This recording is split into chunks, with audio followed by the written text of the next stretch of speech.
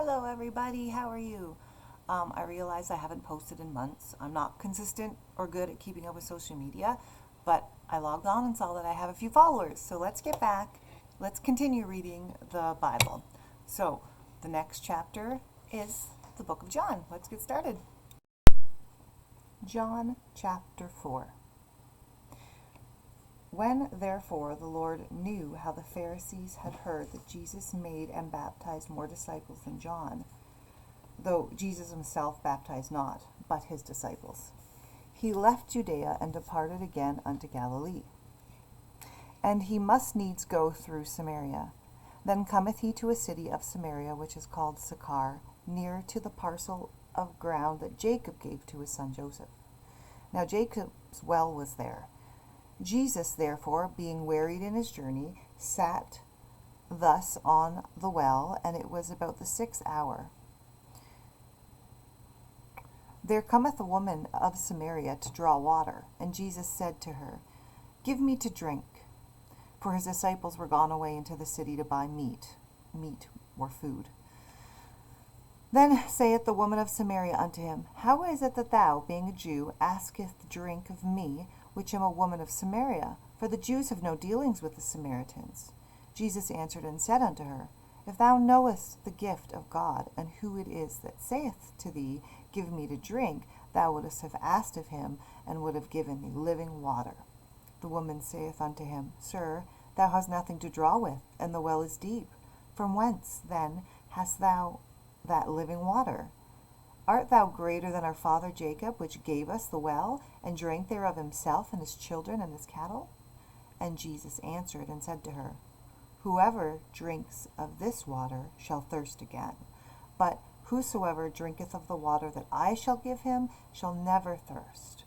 But the water that I shall give him shall be in him a well of water springing up into everlasting life.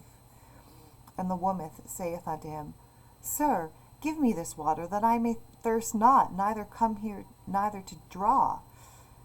Jesus said unto her, Go, call thy husband, and come hither.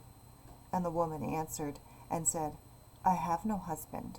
And Jesus said to her, Thou hast well said, I have no husband. For thou hast had 5 husbands, and he whom thou now hast is not thy husband. In that saidst thou truly. And the woman said to him, Sir, I perceive that thou art a prophet. Our fathers worshipped in this mountain, and you say that in Jerusalem is the place where men ought to worship. And Jesus said to her, Woman, believe me, the hour cometh when ye shall neither in this mountain nor yet at Jerusalem worship the Father. Ye worship ye know not what. You worship what you don't know. We know what we worship, for salvation is of the Jews. But the hour cometh, and now is, when the true worshippers shall worship the Father in spirit and in truth. And for the Father seeketh such to worship him. God is a spirit, and they that worship him must worship him in spirit and in truth. The woman saith unto him, I know that Messiah comes, which is called Christ. When he is come, he will tell us all things. And Jesus said to her, I that speak unto thee am he. And upon this came his disciples, and marveled that he talked with the woman. Yet no man said, What seekest thou, or why talkest with her? The woman then left her water pot, and she went away into the city, and saith to the men, Come see a man which told me all the things that I ever did. Is not this the Christ?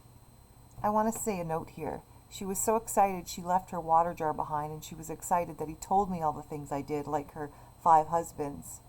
Yet he didn't care. She was forgiven. I think that was the excitement. Let's continue. Come see a man which told me all things that ever I did. Is not this the Christ? Then they went out of the city, and they came unto him. In the meanwhile his disciples prayed him, saying, Master, eat. But he said to them, I have meat to eat that you know not of. Therefore said the disciples one to another, Hath any man brought him ought to eat? And Jesus said to him, My meat is to do the will of him that sent me, to finish his work. Say not ye, There are yet 4 months, and then cometh harvest? Behold, I say unto you, lift up your eyes, and look on the fields, for they are white, they are all ready to harvest. And he that reaps receives wages, and gathers fruit unto life eternal, that both he that sows and he that reapeth may rejoice together. And herein is that saying true, one sows, another reaps. I sent you to reap that whereon ye bestowed no labor. Other men labored, and you are entered into their labors. Many of the Samaritans of that city believed on him for the saying of the woman which testified, He told me all that I ever did. So when the Samaritans were come unto him, they besought him that he would tarry with them, and he abode there 2 days. And many more believed because of his own word, and said unto the woman, Now we believe, not because of the saying, for we have heard him ourselves, and know that this is indeed the Christ, the Saviour of the world. Now after 2 days he departed thence, and he went into Galilee. For Jesus himself testified that a prophet has no honor in his own country. Then, when he was come into Galilee, the Galileans received him, having seen all the things that he did at Jerusalem at the feast, for they also went unto the feast. So Jesus came again into Cana of Galilee, where he made the water wine.